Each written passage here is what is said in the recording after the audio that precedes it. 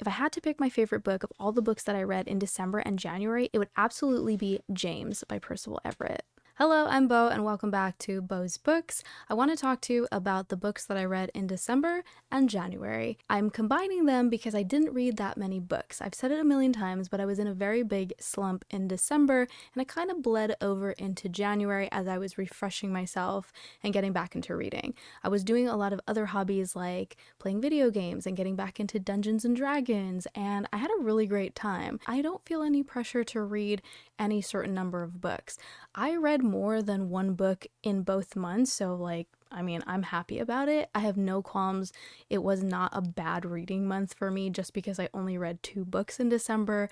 I still enjoyed very much the books that I read, so I'm happy. So let's go back and talk about it. So the first one I want to talk about is James by Percival Everett. Now, this is a Pulitzer Prize winning novel that I was so excited to squeeze in. It really became one of my favorite reads of 2025. It's probably one of the books that I still think about the most from all my reads last year. And I mean, granted, I did read it at the end of the year, so it is still kind of fresh in my brain, but other than that, I feel like it was just a really impactful read. Now, I listened to the audiobook and the narrator just added so much to that experience. I highly recommend the audiobook experience if you're going to do it. The whole book was from the lens of Jim, which is the runaway slave in the Huckleberry Finn story. Now, I don't even remember the Huckleberry Finn story, if I'm being honest with you. It's on my shelf, and I was thinking I was going to reread it before I got into James, but I just didn't care enough and I just wanted to get to James.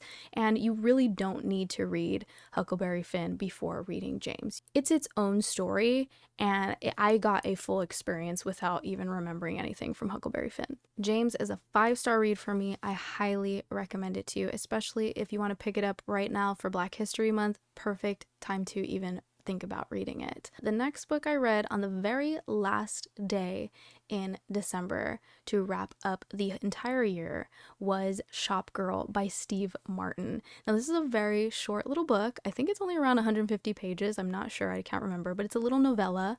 And I was like, oh, I can get through this really quick. I think the audiobook was only like 3 hours long.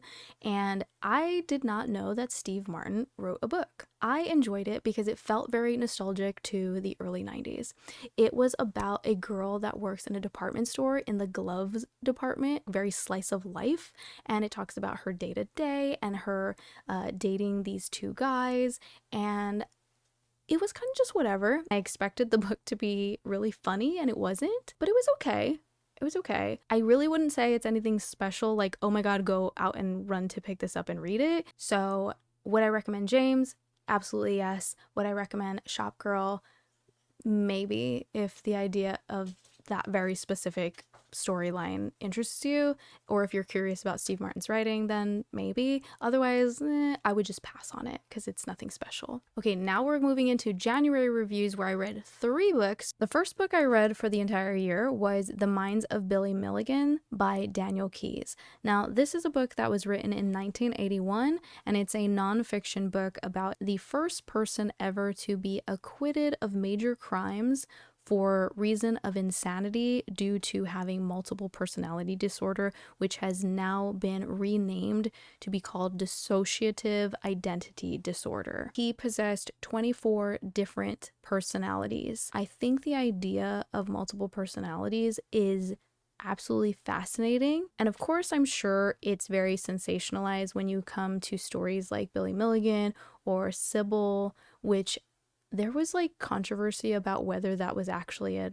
real true story, because I heard something about how Sybil came out later saying that she made it up, but I don't know because I did not look into that further, but there was some talks about that, and I'm sure it's a very difficult mental health disorder to prove. It just seems very complicated. So that's what this was about, was essentially, whether he was lying or not, and whether they were able to prove that it was real to get him acquitted. And obviously they did. They had many doctors around the clock observing him and questioning him, just assessing his whole situation. And they did decide that this was accurate, that he did have up to 24 different personalities inside of him. A few of those personalities were the cause of those major crimes that he committed, and the other personalities that he possessed didn't even know about those things. It's just a very hard thing to wrap my own brain around. It feels like I was reading something that wasn't real. This felt like a movie, this felt like a work of fiction, especially the way that it was written too. I listened to the audiobook and the narrator was really good at doing different voices, especially when the different personalities were speaking. So it felt very much like a work of fiction. It was very fascinating and a very interesting book to read because it was a very good through line that kept the book moving, like if you were just like following a story. And it was really sad, the trauma that he experienced as a child, the very severe abuse that caused his brain to split in the first place, to kind of protect him from the trauma that he was experiencing. I'm curious how other people experience dissociative identity disorder in their daily lives in, not as sensationalized cases. I can only imagine that it must be really hard to have this diagnosis, and the only thing that a lot of people really know about it are these really major cases like Sybil or Billy Milligan,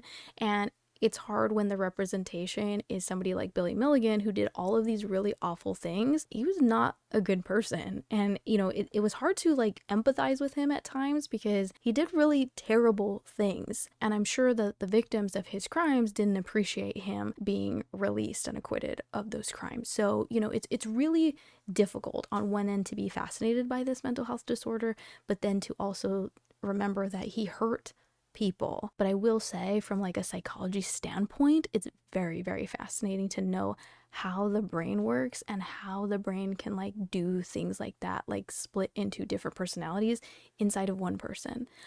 I cannot comprehend it. The next book I read in January was 1984 by George Orwell, and it was written in 1949. Now, obviously, this is a very, very popular, talked about classic dystopian novel. I had never read it. A lot of people had to read this in school. I never did, so I felt like it was time to educate myself and get myself to read this very quoted book. The book was so bleak. This book is around 75 years old and it's still highly relatable, which is sad. I felt like it evoked a sense of hopelessness in me, which I was not expecting. I thought it was going to be a little bit like more uplifting at the end. This book does not have a happily ever after, okay? So just know that going into it. Not much has changed, and I feel like the people that need to read this book and understand this book are not the people reading this book and understanding this book. Do you know what I mean? It's to remind us that we outnumber them, and if we were to all just come together and unite and stand up and fight back, we could essentially overthrow. I think it is a very impactful read, and I feel like I didn't have to tell you that because obviously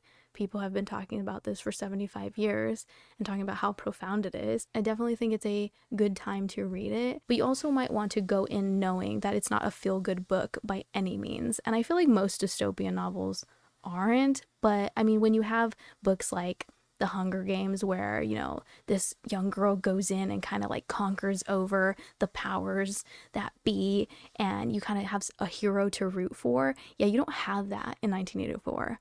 Okay, there's no like hero. There's nothing to root for here. It's just very, very somber. So just go in knowing that it's difficult to get through this one for sure. And at the end of it, I did not feel very good. There was a while where I was a little bit depressed after reading this book, and I didn't expect that. So just go into it knowing that.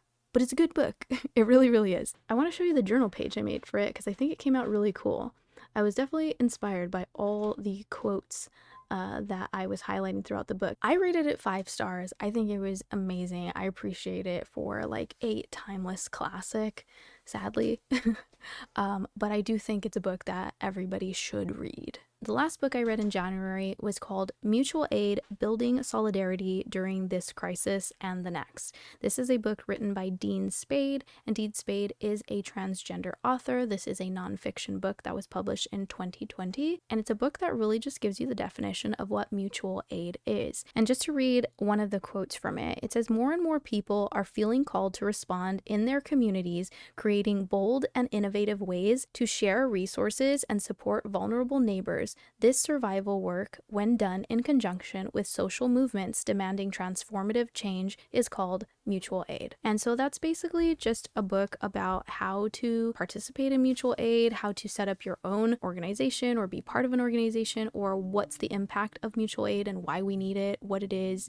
and how it benefits us as a society, as a community, how to help each other in time of crisis. And I thought it was really good. I think I only ended up giving it about 3 or 3.5 stars because I felt like it was going to be way more impactful than it actually was. I don't know what I was expecting from it, to be honest. I don't know what I wanted out of this. I guess I wanted to feel more motivated. I don't know. I just remember finishing it and just being like, okay, I definitely agree with what's being said for the most part. There was definitely a lot of very binary thoughts of charity work versus mutual aid and how charity was bad and mutual aid was good, and that felt a little bit strong. I don't know if I personally feel that charities are as negative as the author felt about them. Now, I don't know. I haven't done as much research. I hear their points on that, and it was definitely some introspective thoughts into that topic, but I can't say like I fully was on board with that point. But for the most part, it was a pretty decent read. I think it was really good, especially for people